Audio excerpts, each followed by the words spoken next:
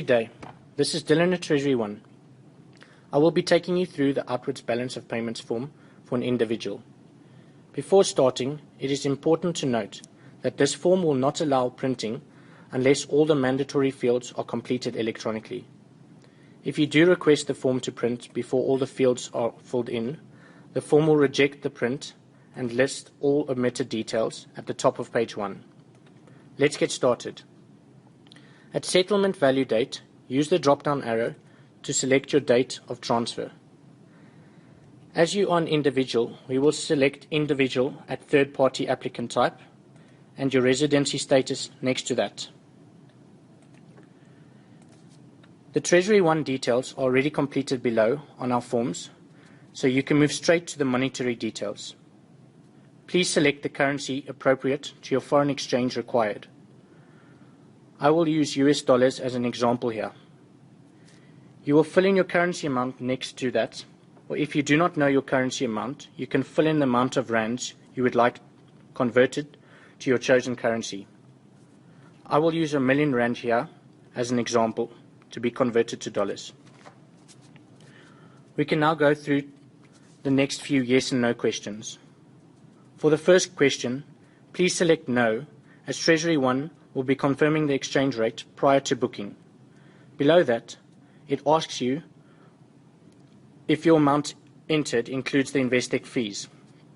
If you are doing your trade through Treasury One, please mark no, as we cover our clients' local charges and pay them separately. And lastly, mark no again, as your funds are not being paid to an Investec account, but rather to a third-party beneficiary offshore. Your Investec Rand account, where your funds for your currency conversion and payment comes from, is filled in here. This is usually your corporate cash manager account, the 1100 account, unless you have an alternative account with Investec. The following part is reporting category details. You will notice that South Africa cannot be filled in here. Please select the country where the foreign currency is going to be paid to. I will use United States as an example again. At main category, select the category appropriate to your type of payment. If you need any assistance with these categories, please do not hesitate to contact us on our details specified on Treasury One's website. I will use the 1 million discretionary allowance description here, as it is the most common. The categories are capital transfers by South African resident individuals, and below that, investment not in terms of investment allowance, and then other. Your category codes are automatically filled in for you.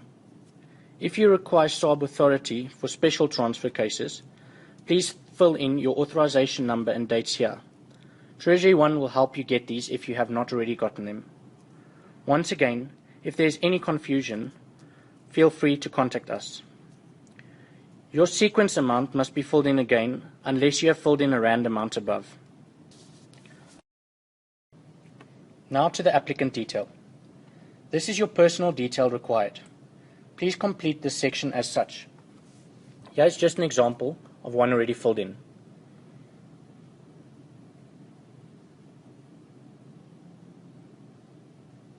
The next part is beneficiary bank details. This part is extremely important, as it is the banking detail where the selected currency will be paid to. If your funds are being paid to your own account, please select yes. If your funds are not being paid to your own account or a joint account, select no here and complete the beneficiary bank detail. I will select yes as an example. The form duplicates your information already filled in above here if you have selected yes. You will just need to fill in your IBAN or account number in this field, whichever one you were provided with by the bank. At beneficiary bank detail, also fill in the bank detail you have been provided with, the SWIFT code, the branch code, bank name, and so on. If an intermediary bank has been specified, you can mark it below and complete the bank detail as we are showing here.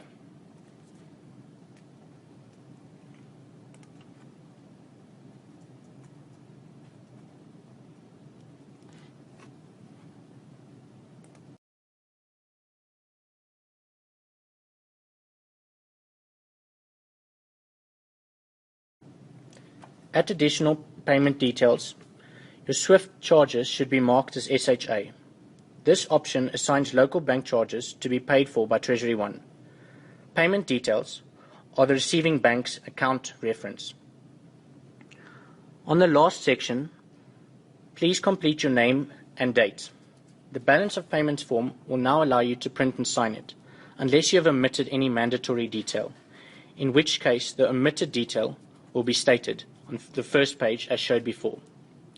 Please note that both signature parts need to be signed, as the first part consents to all the above detail being correct, and the second part requests the bank to debit your Investec account at such a time that your exchange is due to settle. This form will not be accepted without both parts signed. We hope that this short step-by-step presentation has assisted in the completion of your BoP payments form. If you have any further questions, do not hesitate to let us know and we will assist. All of Treasury One's contact detail can be found on our website.